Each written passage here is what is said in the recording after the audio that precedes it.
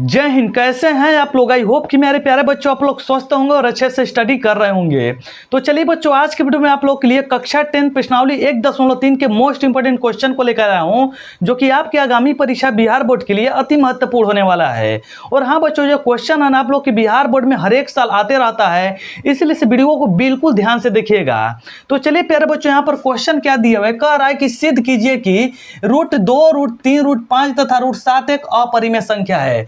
जैसा कि हम सभी लोग जानते हैं कि बच्चों जो भी हमारी संख्या दी हुई है एक अपरिमेय संख्या ही है, लेकिन यहाँ पर कह क्या रहा है प्यारे बच्चों कि इसको सिद्ध करके बताइए कि हमारी एक अपरिमेय संख्या है। तो यहाँ पर देखिए बच्चों, अगर एक सवाल को आप इनमें से किसी एक सवाल को आप अगर बना लेते हैं तो उसी कॉन्सेप्ट का पर हमारा पूरा सवाल क्या हो जाएगा कि सोल्व हो जाने वाला है। तो देखिए प्यारे बच्चों, जो हमारा हर एक साल पूछता है √5 पूछता है, इसी को हम लोग बनाएंगे। √5 जैसे बनेगा बस संख्या चेंज होगा, बस कॉन्सेप्ट हमारा वही होने वाला है।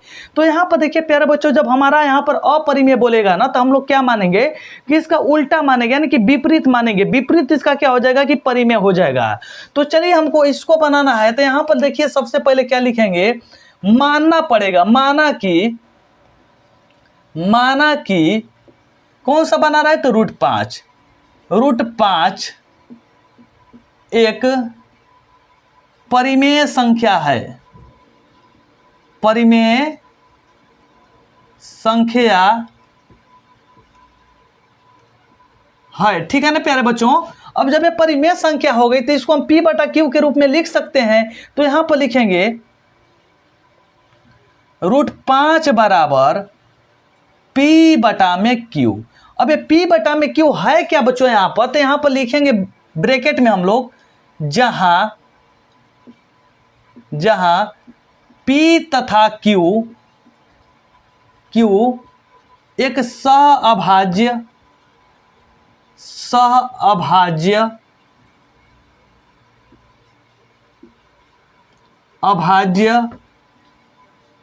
पूर्णांक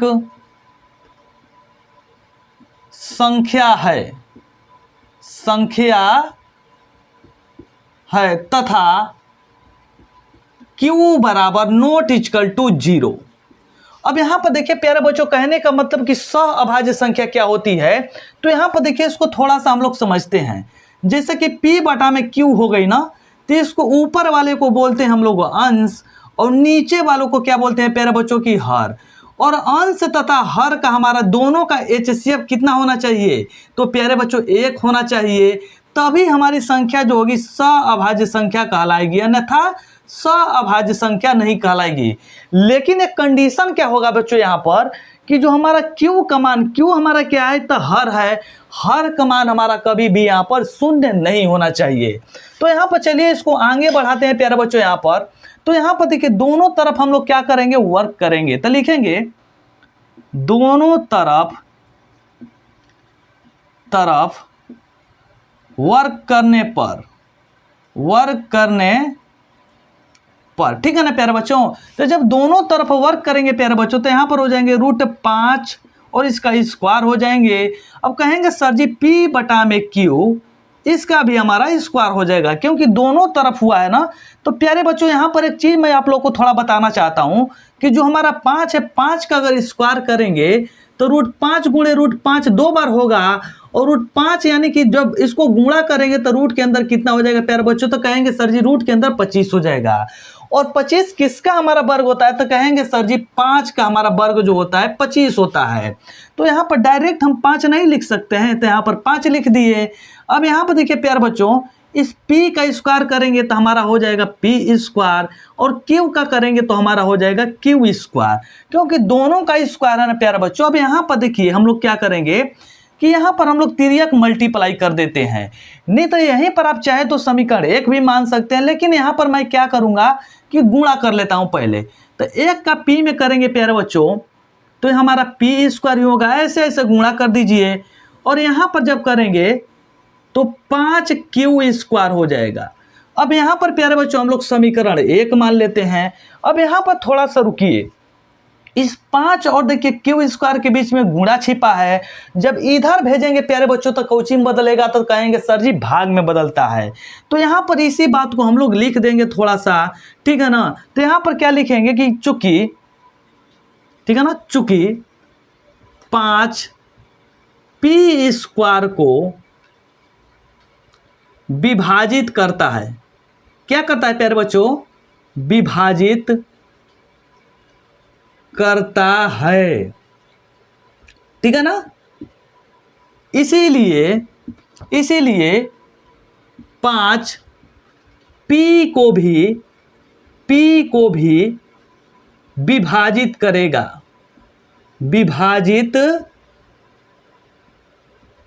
करेगा, ठीक है ना प्यारे बच्चों। अब देखिए यहां पर थोड़ा सा मैं आप लोग को समझा देना चाहता हूं कि कहेंगे सर जी कि कैसे हो रहा है बात। तो यहां पर देखिए जो हमारा पी स्क्वायर है, तो पी स्क्वायर जब इधर आएगा तो भाग में हो जाएगा ना यहाँ पर प्यारे बच्चों। तो यहाँ पर विभाजित कर रहा है कि नहीं कर रहा है, बिल्कुल कर रहा है। तो इसी बात को हम लोग यहाँ पर लिख दिए हैं। अब यहाँ पर देखिए प्यारे बच्चों, अब हम लोग क्या करेंगे कि जो हमारा पी है ना, अब यहाँ पर लिखेंगे पुनः माना।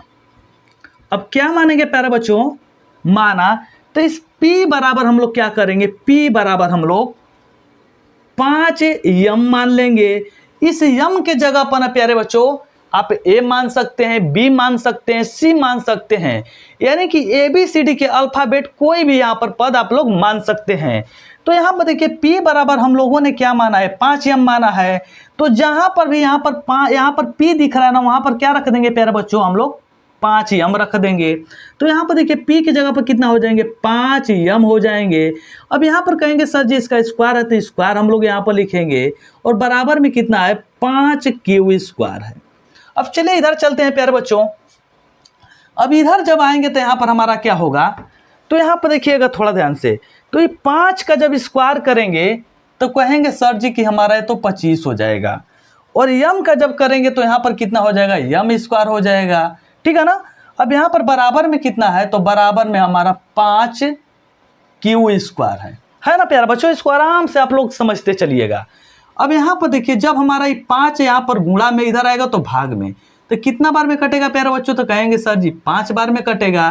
तो यहाँ पर हो जाएगा 5 यम स्क्वायर और बराबर क्यू स्क्वायर।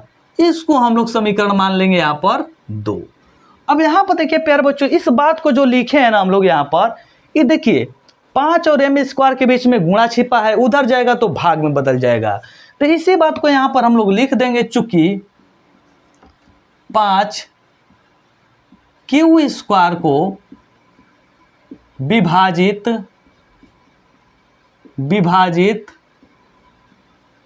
करता है, इसीलिए 5 क्यू को भी विभाजित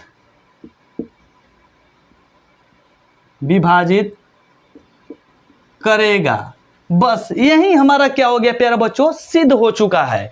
अब यहां पर देखिए हम लोग क्या लिखेंगे, समीकरण 1 तथा 2 बराबर नोट इक्वल टू यहाँ पर 1। यहाँ पर देखिए प्यारे बच्चों हम लोगों ने क्या कहा है कि देखिए यहाँ पर सअभाज्य संख्या, यहाँ पर दोनों का HCF क्या होना चाहिए, 1 होना चाहिए। लेकिन इस नियम को यहाँ पर, इस रूल को फॉलो कर पा रहा है, नहीं कर पा रहा है। तो यहाँ पर लिखेंगे, यहाँ विरोधाभास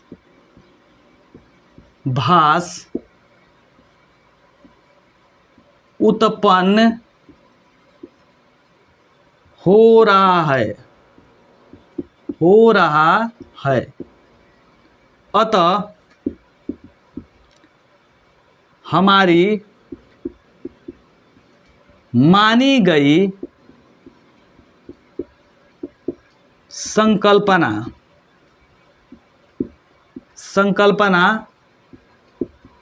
असत्य है। क्या है प्यारे बच्चों, असत्य है। इसीलिए √5 एक अपरिमेय संख्या है,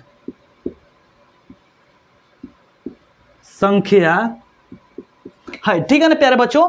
अगर इतना आप कर देते हैं तो एग्जाम में आप लोग को बिल्कुल यहाँ पर फुल मार्क्स मिलने वाला है प्यारे बच्चों।